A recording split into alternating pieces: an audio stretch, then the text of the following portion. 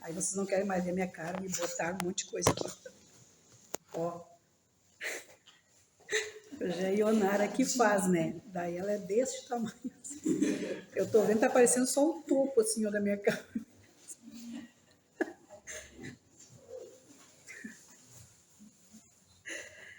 Ai, meus amores, boa noite. Meus irmãos encarnados e desencarnados. Espero que estejam todos bem, né? Já estamos bem, só por ter chegado aqui, né? Graças a Deus. A gente vem com o nosso pensamento já durante o dia, de estar aqui. Então, a espiritualidade trabalha incessantemente, já nos auxiliando, para que tudo dê certo, né? Que a gente chegue aqui e receba essa harmonia, esse carinho da espiritualidade, que eles nos aguardam sempre. Então, vou abrir aqui para ver o que a gente vai falar. Então, aqui o capítulo 13, que a sua mão esquerda não saiba o que faz sua mão direita. Lá no item 14, Cáritas vai nos falar. Muitos acham que fazer a caridade é somente dar esmola, mas, na verdade, ela pode ser praticada de muitas outras maneiras. Entre a esmola e a caridade, existe uma diferença muito grande.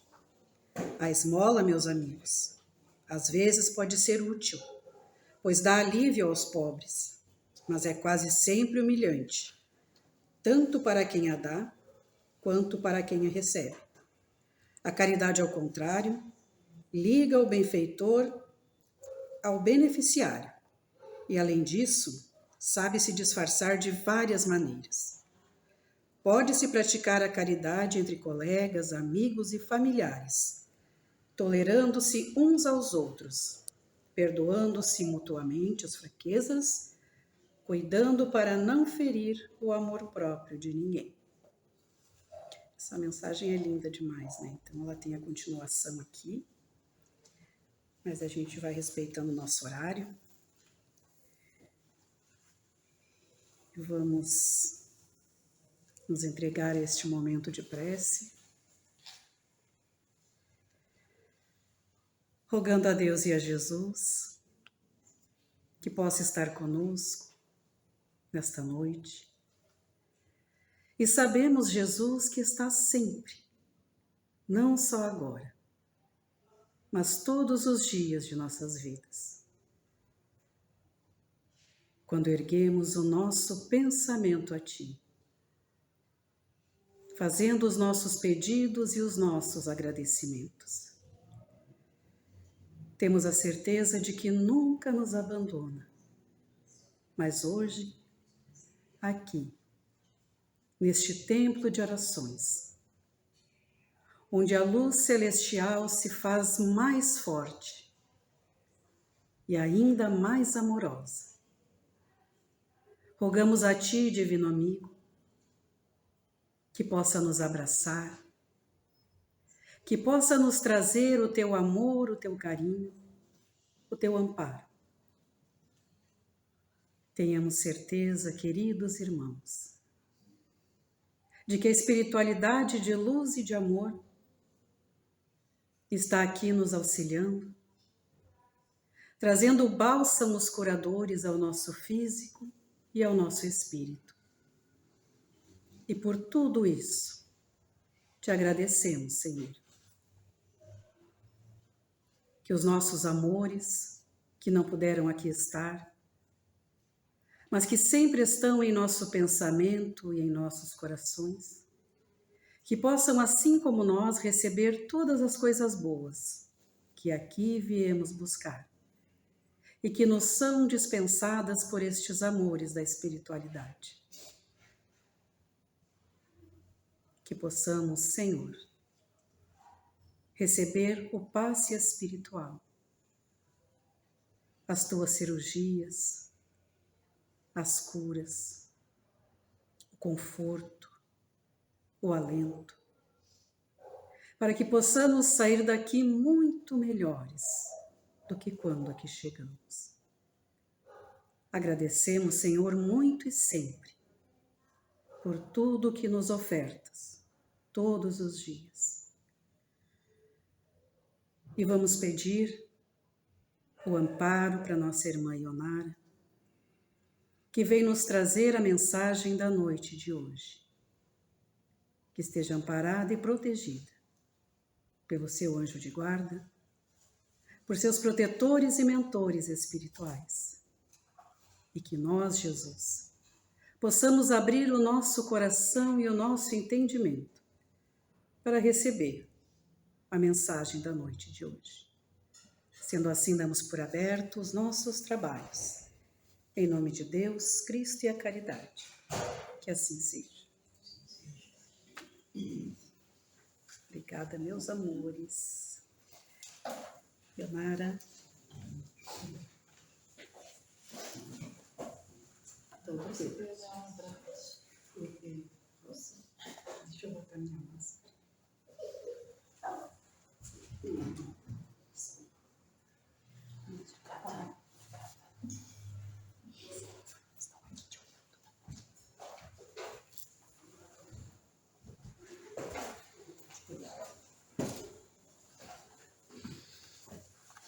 Boa noite a todos.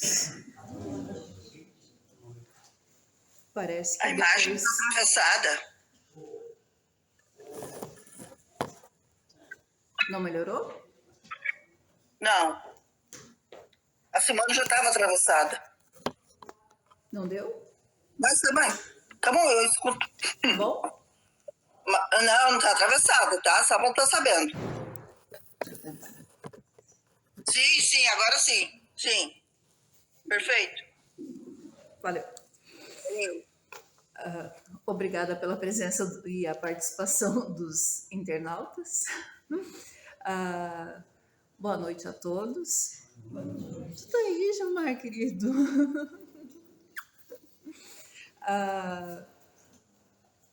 A emoção é enorme e parece que a abertura que a Simone fez, aquele trecho que ela leu, já nos serviu de lição, já nos valeu a chegada até aqui hoje, né? Mas vamos tentar desenvolver aquilo que estudamos. Eu estava ali nervosíssima e daí pensei. O próprio Evangelho nos diz: ide e pregai, vossas línguas se soltarão. E é com essa confiança que a gente vem aqui, porque condições morais, evolutivas, de verdade a gente não tem. A gente só tem a boa vontade, né? Mas a proposta de hoje é a pergunta dessa noite que nos move, que nos trouxe até aqui é: o que Jesus espera de nós? E para a gente buscar essa resposta, a gente tem que, em primeiro lugar, entender o que é Jesus, quem é Jesus.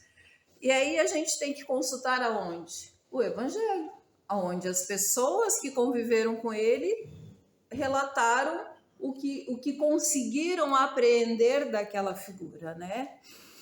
E aí tem um momento em que os apóstolos estão conversando com Jesus e Jesus diz: quem dizem que sou? E aí um disse: dizem que tu é Elias, outros dizem que é Isaías, e daí finalmente Pedro diz: tu és o Cristo, o Filho de Deus que vive. E daí agora é importante a gente entender uma primeira coisa: Cristo não é o sobrenome de Jesus. Cristo não é como o Janga, que é João da Costa, não é como Viana, não é como Martins. Tu é Martins, João? Silva. Não é como Silva, não é como Santos. Jesus Cristo não significa Jesus dos Santos, Jesus da Silva ou Jesus Martins. Jesus Cristo, a gente meio que colou um nome no outro, mas Cristo é uma palavra que tem um significado. O Cristo é o Messias, o enviado de Deus. E isso é muito importante a gente ter bem claro, porque quando Simão Pedro diz, tu é o Cristo, tu é o enviado de Deus, tu é o Messias que vive entre nós, e Jesus diz, não foste tu que falou, foi o próprio Deus que falou através de ti. Então, isso já é determinante para nosso início de compreensão, né? No livro Evolução em Dois Mundos, André Luiz nos diz assim, que Jesus é uma inteligência divina agregada a Deus em comunhão indestrutível, agregada, grudada em Deus, numa união indestrutível. Vejam bem a beleza disso, né? Dessa definição. Em serviço de cocriação em plano maior, conforme os desígnios do Todo Misericordioso. Ou seja, Cristo é essa inteligência superior agregada a Deus em serviço de cocriação, ou seja, ajudando Deus a criar. Se eu sou uma auxiliar de cozinha, eu estou ajudando uma cozinheira a cozinhar. Ela tem uma tarefa principal e eu sou uma ajudante. Eu sou co-criadora naqueles pratos. Eu sou uma coadjuvante, eu sou uma ajudante. E Cristo é um ajudante de Deus, vamos dizer assim, para a gente trazer para uma linguagem mais simplificada possível e o mais compreensível possível, né? E nós, criaturas humanas aqui, também somos co-criadores, porém em plano muito pequenininho, porque Jesus criou o nosso planeta, concebeu o nosso planeta. Jesus é aquilo que se define como um engenheiro sideral. E a gente passa trabalho e fica feliz quando cria uma casa, né, Janga? Quando a gente constrói uma casa. E Jesus construiu a nossa morada, né? Então, nós também somos co-criadores, só que em plano muito pequenininho, se comparados com Jesus, né? Toda vez que o nosso corpo melhora um ambiente, nós estamos criando também. Então, por isso somos co-criadores, né? A gente estuda nas leis morais que toda ocupação útil é trabalho, né? Ocupação útil. Somos co-criadores. E trabalhar no bem é melhorar o ambiente onde se vive. O livro O Consolador, Emmanuel nos dá outra definição de Jesus. Jesus não pode ser classificado entre os valores propriamente humanos, tendo-se em conta o valor divino de sua hierarquia espiritual na direção das coletividades terrícolas. Quando a gente estuda a definição de Deus no Livro dos Espíritos, eles nos explicam, o Espírito de Verdade nos explica que nos falta sentido para entender Deus. A nossa visão, a nossa audição, o nosso olfato, o nosso paladar, o nosso tato, nada disso é suficiente para entender a definição de Deus. E para entendermos Jesus, a grandiosidade de Jesus, novamente no livro Consolador, o Emmanuel nos diz isso, que nos falta a capacidade de compreensão do tamanho de Jesus. Haroldo Dutra Dias nos diz que é como a gente querer entender Jesus com a nossa inteligência tão pequenininha, tão restrita, é como se a gente quisesse colocar o mar dentro de um copo. Não cabe, Jesus não cabe na nossa capacidade de compreensão. Também no Consolador diz, enviado de Deus, foi a representação do Pai junto a nós. Diretor angélico do globo, e não desdenhou permanecer entre nós. Ele, diretor angélico do nosso planeta, veio aqui e habitou entre nós, esse bando de ignorantes que somos, né? E nos disse assim, ao fazer aqueles prodígios, aqueles milagres maravilhosos, ele nos dizia, vós podereis fazer tudo o que faço e muito mais. Muito mais por quê? Porque ele não estava nos mostrando toda a capacidade que ele tinha. Ele estava fazendo coisas simples para ele, muito básicas ainda para um espírito do nível dele. E com isso ele nos revelava que um dia, dentro de uma caminhada, dentro de uma progressão, nós chegaremos a nos aproximar dele, né? Em outro momento, Jesus, aqui eu estou dizendo o que o próprio Jesus nos disse das nossas expectativas em relação ao nosso ser imortal, ao ser imortal que somos, né? Em outro momento, Jesus diz que ninguém poderá ver o reino de Deus se não nascer de novo, deixando claro esta progressão, que nós vamos nascer de novo e que nós vamos progredir e que é assim que a gente vai conseguir chegar a fazer tudo o que ele fazia e muito mais, né? E ao se despedir dos apóstolos, ele nos diz: para onde eu vou, vós não podeis ir, nos dando pistas também de que, assim como na terra a gente habita em diferentes moradas, no outro mundo também tem diferentes moradas e que a gente tem que se preparar para ocupar uma boa morada, uma boa e confortável morada, né? Para a gente buscar um entendimento mais simplificado possível, eu vou contar algumas historinhas. Eu vou fazer que nem a minha irmã Inaura, ela gosta muito de contar historinhas, então eu vou contar algumas historinhas e depois eu vou tentar fechar dando o sentido dessas histórias todos juntos. Tem um conto que nos fala que uma pessoa colocou um ovo de águia para uma galinha chocar.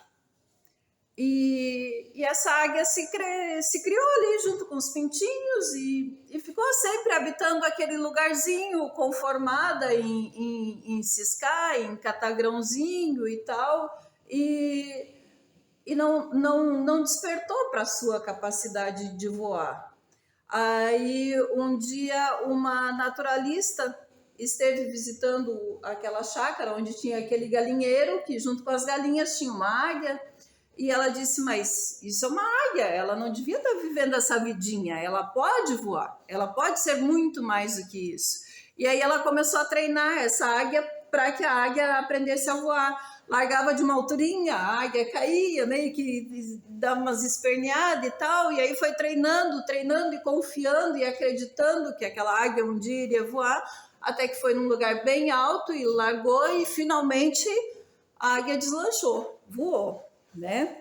E nós, gente, somos muito parecidos com essa águia. Nós temos o divino dentro de nós. É isso que Jesus nos disse lá atrás, né? Vós podereis fazer tudo o que eu faço e muito mais. Ou seja, nós temos essa essência de águia. Só que a gente está muito acostumado com a nossa vidinha aqui, olhando só para a matéria, né? Olhando só para as coisinhas corriqueiras e cuidando muito pouco dessa nossa capacidade de voar, treinando muito pouco o nosso voo.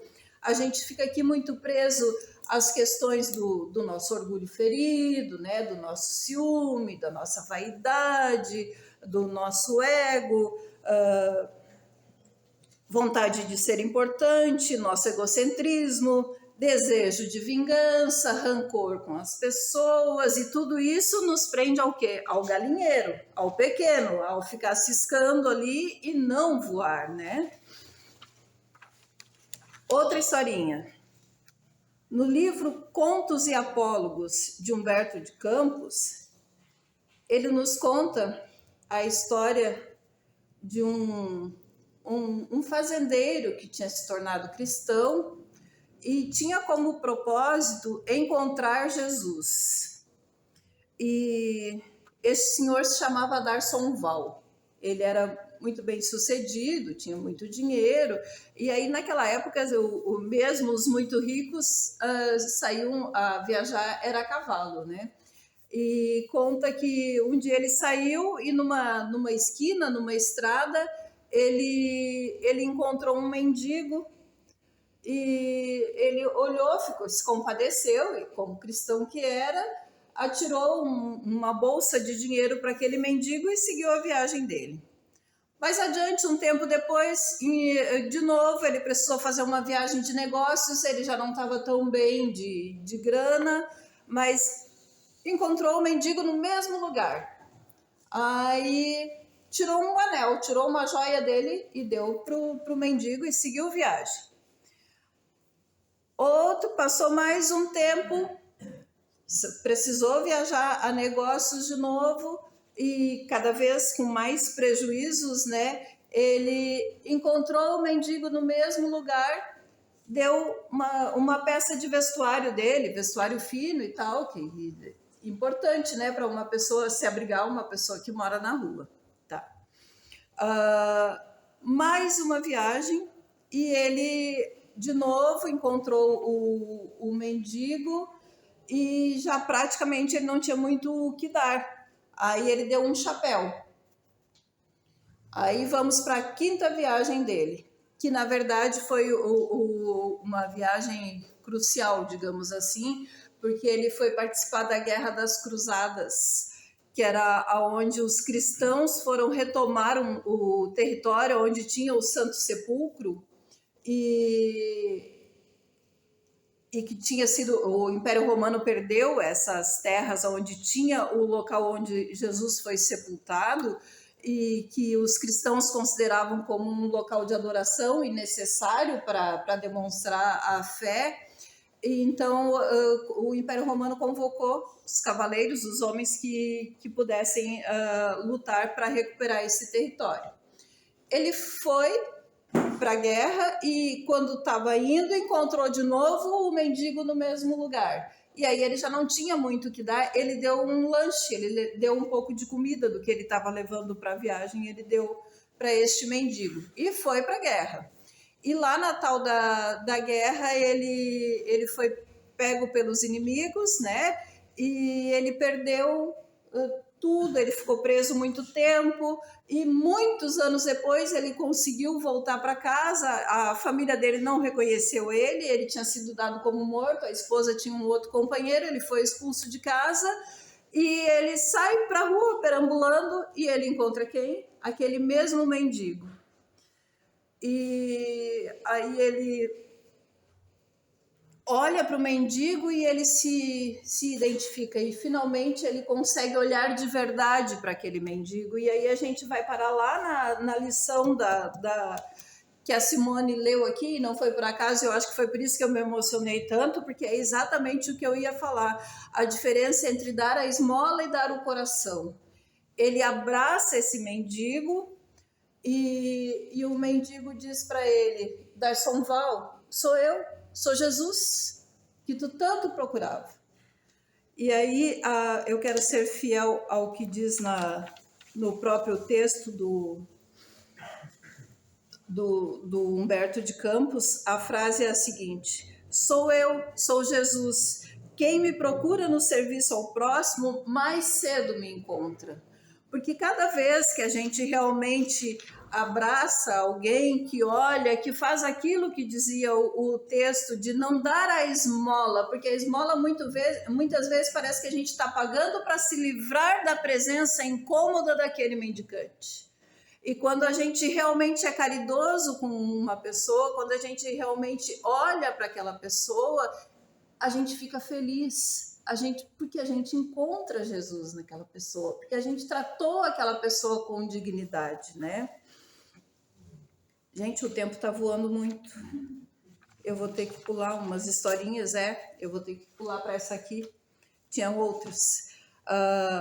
Eu ia contar também a do filho pródigo, mas essa parábola todos nós conhecemos, né? Da alegria daquele pai que quando o filho retorna, só porque depois no fechamento vai ficar meio sem sentido se eu pelo menos não citar, né?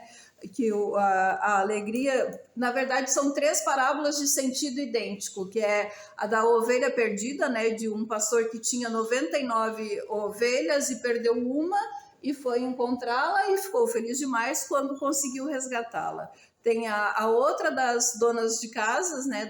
Que mulher não ficaria feliz, Jesus conta assim, se tivesse 10 dracmas, que era moeda de prata, e se perdesse uma, a alegria de reencontrar. E finalmente a do filho pródigo, que é a parábola mais famosa, que é daquele pai que tinha 2 filhos e um pediu a sua parte na herança e foi desfrutar, e quando ficou sem dinheiro nenhum, enfim, e muito sofrido, volta para casa, a alegria que aquele pai experimenta, né? Aí eu vou para uma outra historinha que diz assim, ó. Quando nós somos pequenos e a gente vai para a escola, e eu acredito que aqui todos nós, graças a Deus, tivemos a oportunidade de estudar, a nossa professora, geralmente começamos pela letra A. E aí a professora dá um A assim bem bonitinho, que eu não sei fazer A de professora, mas é um A bem bonitinho e pede para a gente fazer um igual do lado. E a gente faz um rabisco, a gente faz uma coisa. E aí a gente se esforça e tenta de novo, e de novo, e de novo. E aí a professora pede para a gente encher uma folha inteira de A. Meu Deus do céu, nada é parecido com aquilo que ela faz, né? Porque o dela é todo bonitinho, né? Porque ela já faz há muito tempo, né, gente? Aí, essa nossa dificuldade...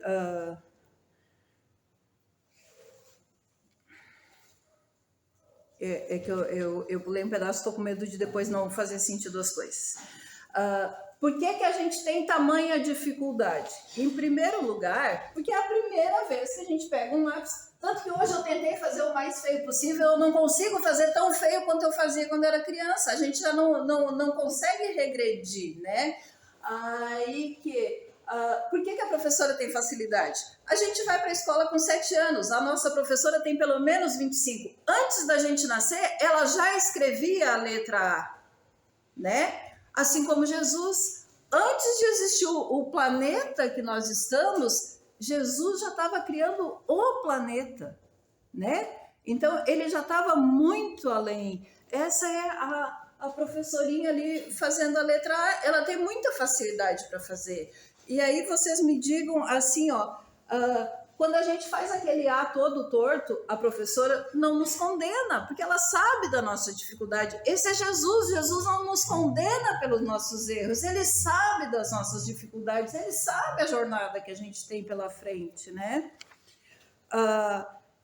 Além disso, o que é importante e que eu coloquei aqui, ó, essa professora... Quando antes da gente nascer, ela já tinha feito as séries iniciais. Digamos que as séries iniciais seja correspondente aos mundos primitivos, lá onde nós começamos a desenvolver a nossa inteligência. Aí depois o ensino fundamental e médio. A professora já passou por tudo isso também. Ela fez as séries iniciais, ela fez o ensino fundamental, o ensino médio, que seria equivalente ao mundo de provas e expiações, né? Esse segundo ciclo de aprendizagem. Faculdade. A faculdade é um mundo de regeneração, né? Porque daí já é adulto, já tem um pouco mais de consciência daquilo que quer para si. Esse é o nosso mundo de regeneração, quando a gente já está um pouquinho mais desfrutando da madureza, do entendimento, do sentido da vida, a gente já está em condições de habitar um mundo de regeneração, né?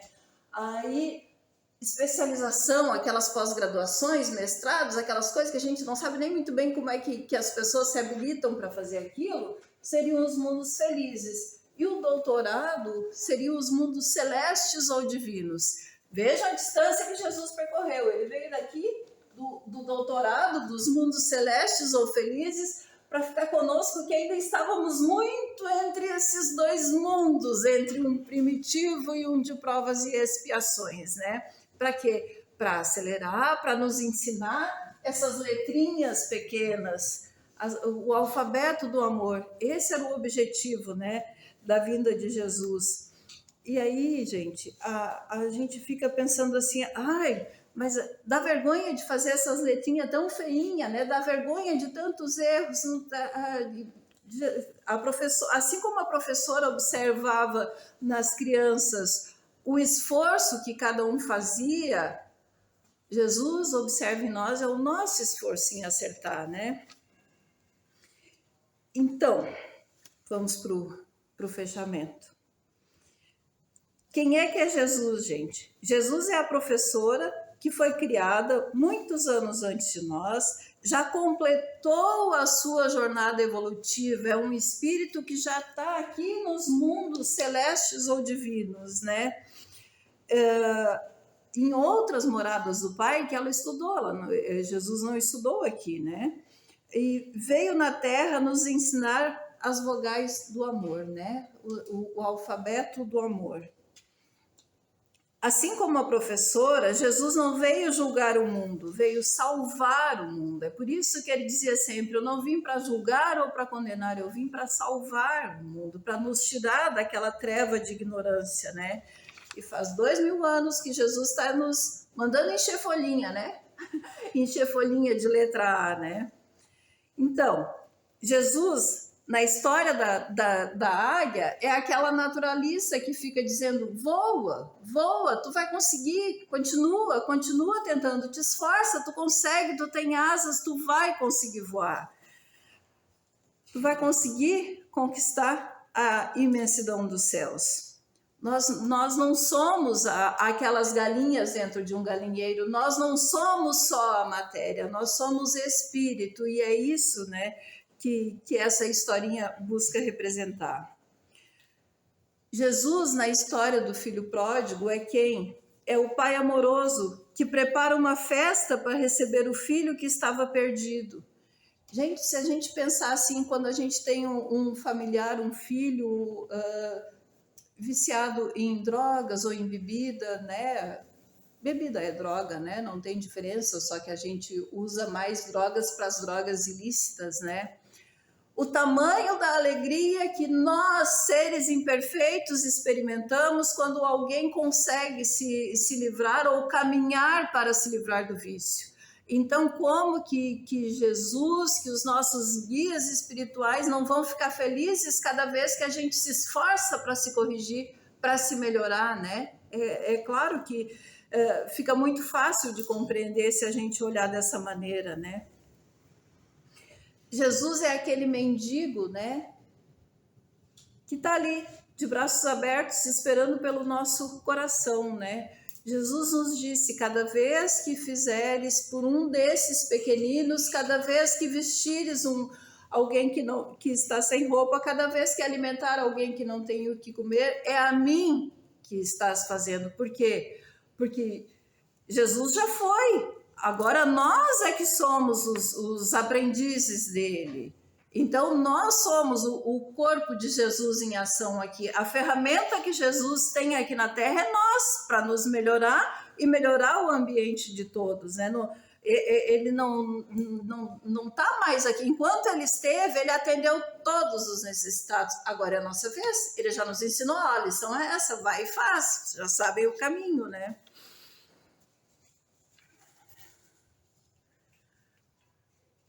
Eu vou ter que pular mais um pedaço.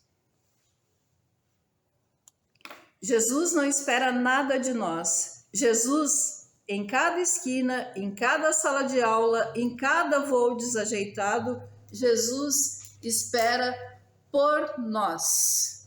Tá, gente? Jesus só espera por nós, pelo nosso acordar, pelo nosso despertar. É isso. Este é o principal mensagem que a gente precisa deixar hoje, né? E não importa há quanto tempo estamos no erro e na iniquidade. A receita para sairmos do sofrimento é simples, está em nossas mãos. Eu gostaria que vocês agora lessem o que eu escrevi. Tu canta para nós, Inaura? Vocês cantam juntos, todos? Não tá aparecendo.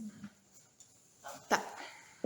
Só o amor muda o que já se fez, e a força da paz junta todos outra vez. Venha, já é hora de acender a chama da vida e fazer a terra inteira feliz. Obrigada, gente.